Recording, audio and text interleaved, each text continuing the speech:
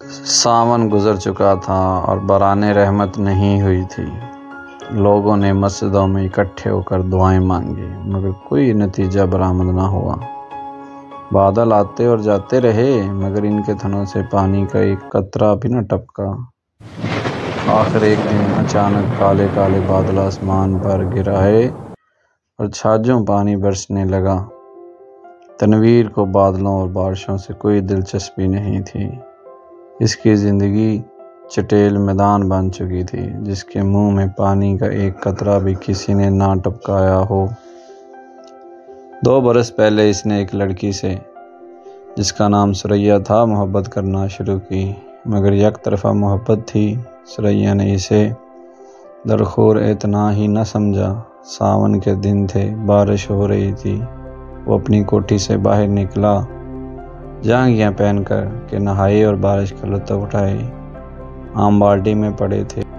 وہ اکیلا بیٹھا انہیں چوس رہا تھا کہ اچانک اسے چیخیں اور کہکے سنائی دیے۔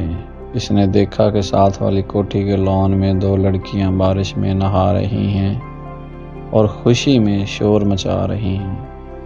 اس کی کوٹھی اور ساتھ والی کوٹھی کے درمیان صرف ایک جھاڑیوں کی دیوار حائل تھی۔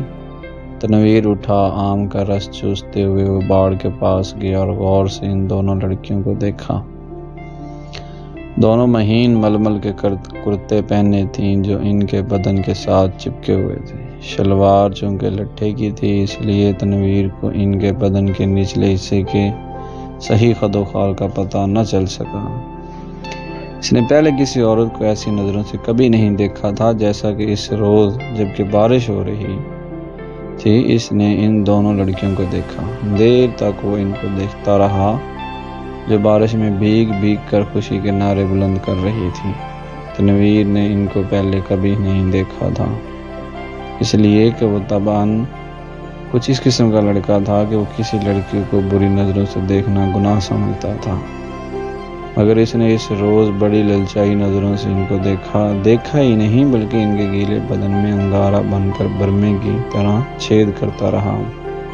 تنویر کی عمر اس وقت 20 برس کے قریب ہوگی۔ نا تجربہ کار تھا۔ زندگی میں اس نے پہلی مرتبہ جوان لڑکیوں کے شباب کو گیلی ململ میں لپٹے دیکھا تو اس نے یوں محسوس کیا کہ اس کے خون میں چنگاریاں دوڑ رہی ہیں۔ اس نے ان لڑکیوں میں سے ایک کو منتخب کرنا چاہا۔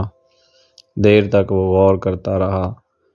ایک لڑکی بڑی شریر تھی، دوسری سے کم۔ اس نے سوچا شریر اچھی رہے گی جو اس کو شرارتوں کا سبق دے سکے۔ یہ شریر لڑکی خوبصورت تھی، اس کے بدن کے اعضاء بھی بہت مناسب تھے۔ بارش میں نہاتی جل پری معلوم ہوتی تھی۔ تھوڑی دیر کے لیے تنویر شاعر بن گیا۔ اس نے کبھی اس طور پر نہیں سوچا تھا۔ اس لڑکی نے، جس کا کرتا دوسری کے مقابلے میں بہت ہی زیادہ مہین تھا، اس کو ایسے ایسے شعر یاد کرا دیے جن کو عرصہ ہوا بھول چکا تھا۔ اس کے علاوہ ریڈیو پر سنے ہوئے فلمی گانوں کی دھنیں بھی اس کی کانوں میں گونجنے لگیں۔ اس نے باڑ کے پیچھے یہ محسوس کرنا شروع کیا کہ وہ اشوک کمار ہیں، دلیپ کمار ہیں۔ پھر اس نے کامنی کوشل اور نلنی جینوت کا خیال آیا، مگر اس نے جب اس لڑکی کی طرف اس غرض سے دیکھا کہ اس میں کامنی کوشل اور نلنی جینوت کے خد و خال نظر آ جائیں تو اس نے ان دونوں ایکٹریسوں پر لعنت بھیجی۔ وہ ان سے کہیں زیادہ حسین تھیں۔ اس کے ململ کے کرتے میں جو شباب تھا، اس کا مقابلہ اس نے سوچا کوئی بھی نہیں کر سکتا۔ تنویر نے آم چوسنے بند کر دی اور اس لڑکی سے، جس کا نام پروین تھا، عشق لڑانا شروع کر دیا۔ شروع میں اسے بڑی مشکلات پیش آئیں، اس لیے کہ اس لڑکی تک رسائی تنویر کو آسان نہیں معلوم ہوتی تھی۔ پھر اسے اپنے والدین کا بھی ڈر تھا۔ اس کے علاوہ اسے یہ بھی یقین تھا کہ وہ اس سے ملتفت ہوگی یا نہیں۔ بہت دیر تک وہ انہی الجھنوں میں گرفتار رہا۔ راتیں جاگتا، جھاڑیوں کی پست قد جھاڑ کے پاس جاتا مگر وہ نظر نہ آتی۔ گھنٹوں وہاں کھڑا رہتا اور وہ بارش والا منظر جو اس نے دیکھا تھا آنکھیں بند کر کے ذہن میں دہراتا رہتا۔ بہت دنوں کے بعد آخر اس کو ایک روز اس سے ملاقات کا موقع مل گیا۔ وہ اپنے باپ کی کار میں گھر کے کسی کام کی غرض سے جا رہا تھا کہ پروین سے اس کی مڈ بھیڑ ہو گئی۔ وہ کار سٹارٹ کر چکا تھا کہ ساتھ والی کوٹھی میں سے تنویر کے خوابوں کی شہزادی نکلی۔ اس نے ہاتھ سے اشارہ کیا کہ وہ موٹر روک لے۔ تنویر گھبرا گیا۔ ہر عاشق ایسے موقعوں پر گھبرا ہی جایا کرتا ہے۔ اس نے موٹر کچھ ایسے بینڈے انداز میں روکی کہ اس کو زبردست دھچکا لگا۔ اس کا سر زور سے اسٹیئرنگ وہیل کے ساتھ ٹکرایا، مگر اس وقت وہ شراب کے نشے سے زیادہ مخمور تھا۔ اس کو اس کی محبوبہ نے خود مخاطب کیا تھا۔ پروین کے ہونٹوں پر گہرے سرخ رنگ کی لپسٹک تھپی ہوئی تھی۔ اس نے سرخ مسکراہٹ سے کہا، معاف فرمائیے گا، میں نے آپ کو تکلیف دی۔ بارش ہو رہی ہے، تانگہ اس دور دراز جگہ ملنا محال ہے، اور مجھے ایک ضروری کام سے جانا تھا۔ آپ میرے ہمسائے ہیں، اسی لیے آپ کو یہ زحمت دی۔ تنویر نے کہا، زحمت کا کیا سوال پیدا ہوتا ہے؟ میں تو اس کی زبان لڑکھڑا گئی۔ آپ سے میرا تعارف تو نہیں، لیکن آپ کو ایک بار دیکھا تھا۔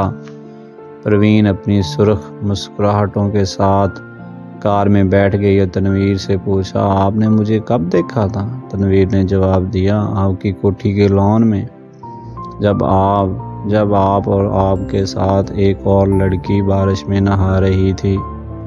پروین نے اپنے گہرے سرخ لبوں چیخ نما آواز نکالی، ہائے، آپ دیکھ رہے تھے؟ یہ گستاخی میں نے ضرور کی، اس کے لیے معافی چاہتا ہوں۔ پروین نے ایک ادا کے ساتھ اس سے پوچھا، آپ نے کیا کیا دیکھا؟ یہ سوال ایسا تھا کہ تنویر اس کا جواب نہیں دے سکتا تھا۔ آئیں بائیں شائیں کر کے رہ گیا، جی کچھ نہیں، بس آپ کو میرا مطلب ہے کہ 2 لڑکیاں تھیں جو بارش میں نہا رہی تھیں اور خوش ہو رہی تھیں۔ میں اس وقت آم چوس رہا تھا۔ پروین کے گہرے سرخ لبوں پر شریر مسکراہٹ پیدا ہوئی۔ آپ آم چوستے کیوں ہیں؟ کاٹ کر کیوں نہیں کھاتے؟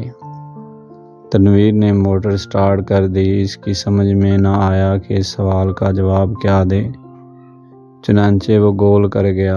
آپ کو میں کہاں ڈراپ کر دوں؟ پروین مسکرائی۔ آپ مجھے کہیں بھی ڈراپ کر دیں، وہی میری منزل ہوگی۔ تنویر نے یوں محسوس کیا کہ اسے اپنی منزل مل گئی ہے۔ لڑکی جو اس کے پہلو میں بیٹھی ہے اب اسی کی ہے، لیکن اس میں اتنی جرأت نہیں تھی کہ وہ اس کا ہاتھ دبائے یا اس کی کمر میں 1-2 سینکڑ کے لیے اپنا بازو حائل کر دے۔ بارش ہو رہی تھی، موسم بہت خوشگوار تھا۔ اس نے کافی دیر سوچا۔ موٹر کی رفتار اس کے خیالات کے ساتھ ساتھ تیز ہوتی گئی۔ آخر اس نے ایک جگہ اسے روک لیا اور جذبات سے مغلوب ہو کر اس کو اپنے ساتھ چمٹا لیا۔ اس کے ہونٹوں سے اپنے ہونٹ پیوست کر دیے۔ اس کو ایسا محسوس ہوا کہ وہ کوئی خواب دیکھ رہا ہے۔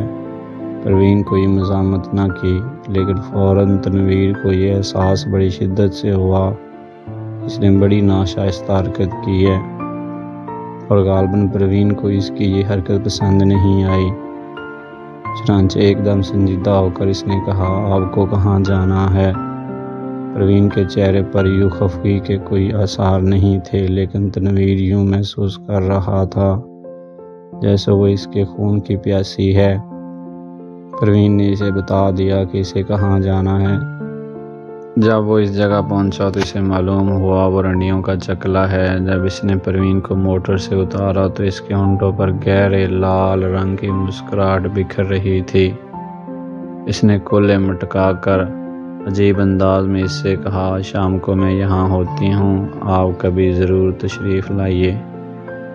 تنویر جب بھونچکا ہو کر اپنی موٹر کی طرف بڑھا تو اسے ایسے لگا کہ وہ بھی ایک کبھی عورت ہے جیسے وہ ہر روز چلاتا ہے۔ اس کی لال بتی لپسٹک ہے جو پروین نے ہونٹوں پر تھپی ہوئی تھی۔ وہ واپس اپنی کوٹھی چلا آیا۔ بارش ہو رہی تھی اور تنویر بے حد مغموم تھا۔ اس کو ایسا محسوس ہوا کہ اس کی آنکھوں کے آنسو بارش کے قطرے بن کر ٹپک رہے ہیں۔